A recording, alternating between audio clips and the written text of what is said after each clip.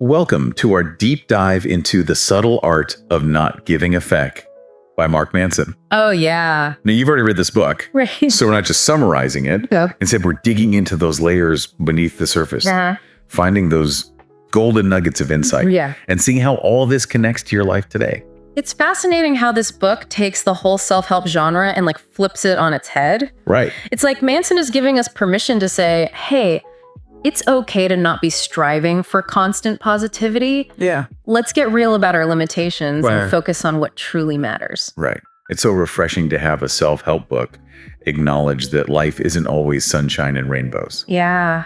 But it goes deeper than that. Yeah. The whole idea of having limited fecks to give is brilliant. It is. It's like we all have this mental energy budget. Right. And we need to be strategic about where we invest it. Yeah, it's not about becoming apathetic. It's about mindful allocation. Oh, that's good. And this brings us to one of the book's core ideas. It's defining your values. What's truly important to you. Yeah. Not what society dictates, but what resonates deep down. Those values that'll guide your choices, even when things get tough. This is where I think the story of Charles Bukowski really hits home. Totally.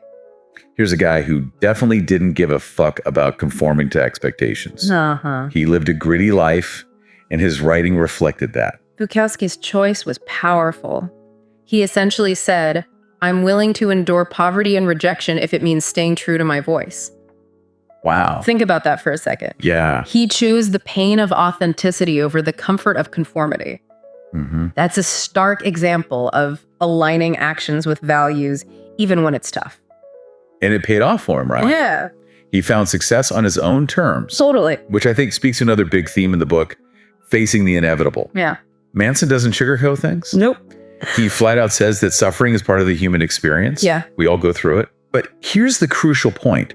It's not about avoiding suffering altogether. Right. That's impossible. Yeah. It's about choosing how we respond to it. Right. And that's where things get really interesting when the book brings in William James's perspective. Yes. With philosopher William James. How does he fit in here?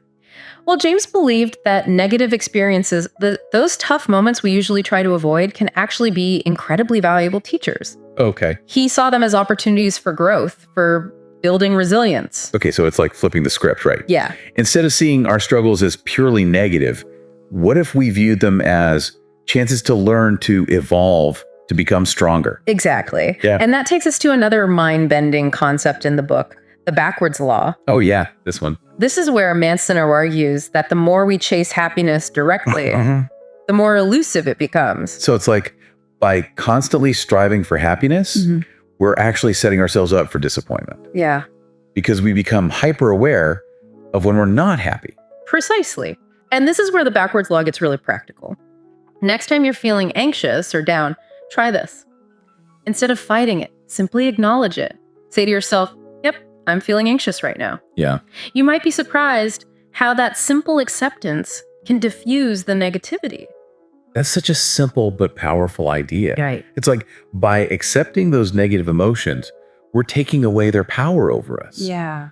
But how does this tie into the whole not giving effect thing? It's about recognizing that we can't control every aspect of life. There will be things we can't change, emotions we can't avoid. But we can choose where we focus our energy. We can choose what we give a feck about.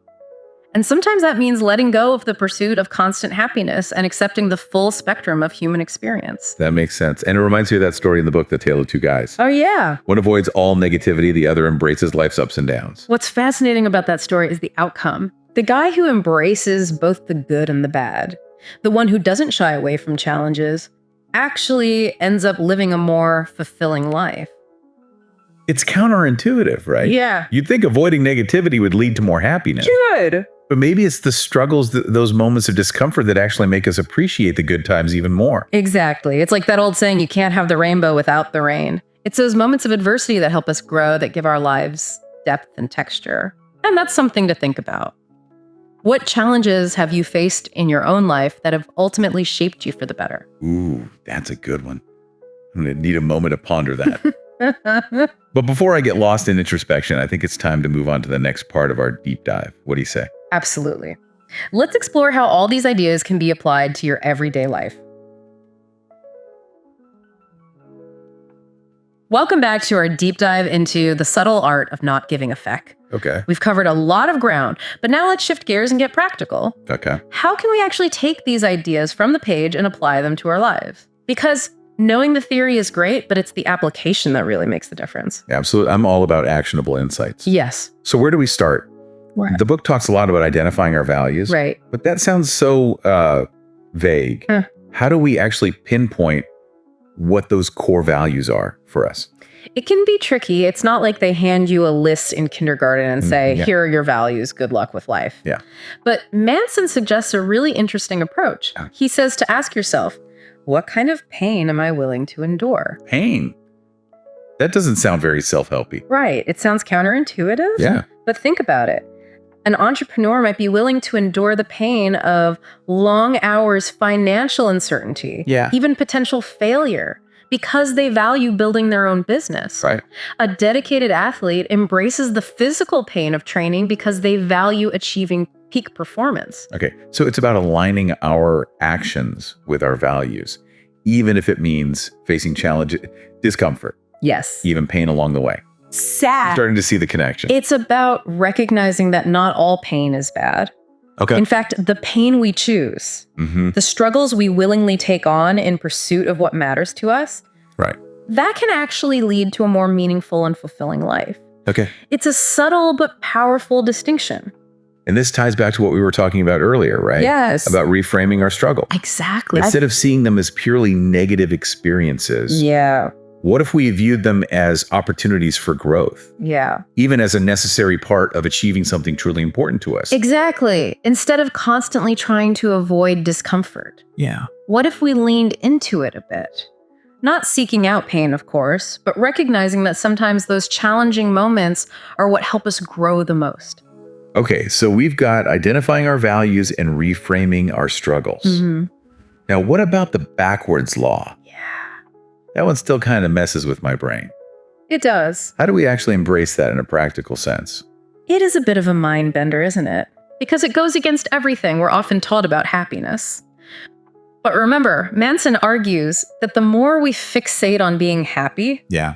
the more we actually notice when we're not happy. Yeah. It's like we're setting ourselves up for disappointment. Yeah, I can see that. Yeah. It's like that old saying that grass is always greener. Right. We're always striving for what we don't have instead of appreciating what's right in front of us. Exactly. So how do we apply the backwards law? Okay. It's about accepting that negative emotions are a normal part of life. Yeah. We all experience them. Right. But instead of trying to suppress those feelings Yeah. or pretend they don't exist, Yeah. what if we simply acknowledged them? So it's like giving ourselves permission to feel those negative emotions without letting them control us. Yes. Instead of saying, I shouldn't be feeling this way, we say, okay, I'm feeling this. Yes. What can I learn from it? I love that. It's about developing a sense of self-compassion, recognizing that we're human. Yeah. And we're allowed to experience the full range of human emotions. And paradoxically, that acceptance can actually lead to more genuine happiness. When we stop resisting those negative emotions, they often lose their power over us. Okay, that makes a lot of sense. Yeah. So to recap, we've talked about identifying our values, reframing our struggles, and embracing the backwards law. What else can we do to apply these ideas to our daily lives? What other gems are hidden in this book? One that really resonated with me is the importance of taking responsibility for our own happiness. Oh yeah, that's a big one. This is huge EE in a world that's constantly trying to sell us happiness through external means. Oh my gosh, yes. Yeah. Buy this product, achieve this goal, get more followers, and you'll be happy. It's relentless. And it's so easy to fall into that trap. We start believing that our happiness depends on these external factors. Totally. But Manson argues that true happiness is an inside job. It's about finding fulfillment in our own values, our own pursuits, regardless of what others think or what society dictates. So how do we shift from seeking external validation to cultivating internal validation? How do we break free from that constant need for approval from others? It starts with awareness. Recognizing that difference between those fleeting moments of external validation, likes, compliments, achievements, that boost our ego for a little while, and the deep, lasting sense of self-worth that comes from within. I'm realizing that I spend way too much time seeking that external validation. So easy to. Like I'll post something online and immediately check back to see how many likes it's getting. Oh yeah. It's exhausting. It is.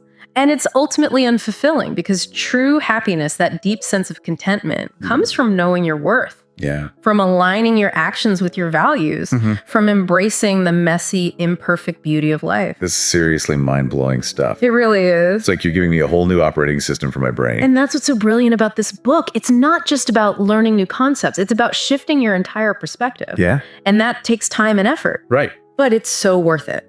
Okay. I'm feeling fired up and ready to embrace this subtle art of not giving a feck. Good. But honestly, a small part of me is also a bit terrified. What if I take this too far? Yeah. What if I end up not caring about anything at all? That's a valid concern. It's not about becoming indifferent or apathetic. It's about choosing what matters to us and letting go of the rest. It's about living a more intentional and fulfilling life. Okay. Not a careless or reckless one. It's about finding that balance between caring deeply about the things that truly matter. Right. And letting go of the things that don't serve us. How does all this tie into the world we're living in today? Because let's face it, the world can feel pretty overwhelming sometimes. It can. That's where things get really interesting. Okay. You know, Manson's book, while published a few years ago, feels incredibly relevant to the challenges we face in modern life. Okay. I'm all ears. All right. Convince me. Well, let's start with the whole idea of mindful value selection. Okay. We're bombarded with information, choices, opinions. Right. It's a constant deluge. It is. Social media, the news, even just walking down the street, there's input everywhere. Yeah. It's like our brains are on overdrive trying to process it all. Ugh. Tell me about it. Information overload is real. Yeah. It's like we're expected to have an opinion on everything, be passionate about everything, keep up with every single trend. It's exhausting. Exactly. And that's where Manson's message becomes so powerful. Yeah. He's essentially saying, hey, you don't have to give a feck about all of that. Choose your values, choose what matters to you, and let the rest go. Right. It's about creating that mental space to focus on what truly aligns with your purpose. It's like giving ourselves permission to tune out the noise and focus on what actually makes us tick instead of getting swept up in whatever everyone else is freaking out about today. I love that analogy. It's about reclaiming our attention, our energy, and ultimately our power in a world that's constantly trying to dictate what we should care about. And speaking of things that try to dictate how we should feel, let's talk about this whole pressure to present a perfect image online. Oh, yeah. Social media often showcases these carefully curated highlight reels. Right. Making it seem like everyone else is living these amazing, successful, happy lives. Meanwhile, I'm over here struggling to keep my houseplants alive. And then we end up comparing ourselves feeling inadequate, like we're failing somehow. But remember Manson's point about embracing failure. Oh, yeah. That's huge in a culture that often celebrates only perfection and success. Yeah. It's a reminder that failure is a natural part of the process. Yeah. It's how we learn, how we grow. It's like those fail videos that go viral. They're funny, sure, but they also kind of normalize the idea that messing up is part of the journey. Yeah. It's not the end of the world. Exactly. So instead of trying to hide our failures or pretend they don't exist, we need to embrace them as valuable learning experiences. They're not setbacks. Yeah. They're stepping stones. And isn't there something really liberating about that? Like letting go of the need to be perfect all the time. Absolutely. It frees up so much mental energy and allows us to be more authentic. And this leads to another point. The value of authenticity in a world where everyone's trying to project a certain image, to fit in, to conform, being genuine and true to yourself becomes even more powerful. Think about Bukowski again. He didn't achieve success by trying to be someone he wasn't. He embraced his unique voice, his rough edges, and that's what made him stand out. It's a good reminder that we don't have to try to be perfect or please everyone. What matters is being true to ourselves, embracing our individuality. And you know what? People can spot a fake a mile away. Authenticity is magnetic. Okay, last but not least, let's circle back to this idea of taking responsibility for our own happiness. Okay. I think this might be the most important takeaway from the entire book. Yeah. Because it's so easy to get caught up in seeking external validation. It is. Likes, followers, external achievements. But ultimately, those things are fleeting. They are. They don't bring us lasting fulfillment. No, they don't. But true happiness, as Manson argues, comes from within. It's about cultivating a sense of self-worth that's not dependent on external factors. Right. It's about finding joy in the process, not just the outcome. So it's about defining what success and happiness truly mean to us, not letting the world define those things for us. Exactly. It's about living a life that's aligned with our values, our passions, our purpose. Not a life that's dictated by what we think we should be doing or what others expect of us. Wow. Yeah. This has been such an eye-opening deep dive. I feel like I have a whole new perspective on self-improvement. Yeah. On life in general. I agree. But if I'm being honest, Yeah. a small part of me is still intimidated by this whole not giving a feck thing. I understand. It feels so counterintuitive, almost rebellious. I totally get that. It's a big shift from the way we're often conditioned to think. But remember, it's not about becoming indifferent or apathetic. It's about being selective with our energy and attention. It's about choosing our battles wisely and focusing on what truly matters. Okay. It's about living intentionally, not carelessly. So it's not about not caring. It's about caring deeply about the right things. That's a great way to put it. And remember, it's a journey, not a destination. It takes practice, self-awareness, and a willingness to challenge our own assumptions. Right. But the rewards are immense. Yeah. More freedom, more authenticity, more joy. Well, I'm officially inspired.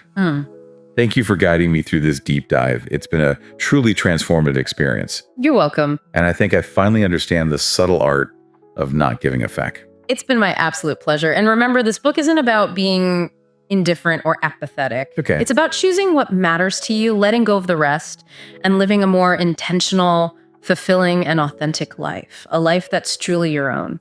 And on that note, we've reached the end of our deep dive. I hope you've enjoyed this exploration of the subtle art of not giving a feck as much as I have. Me too. We've covered a lot of ground, unpacked a lot of wisdom, but I want to leave you with this. What one thing will you choose to give a feck about today? Think about it. Yeah. Let it guide you. And until next time, keep diving.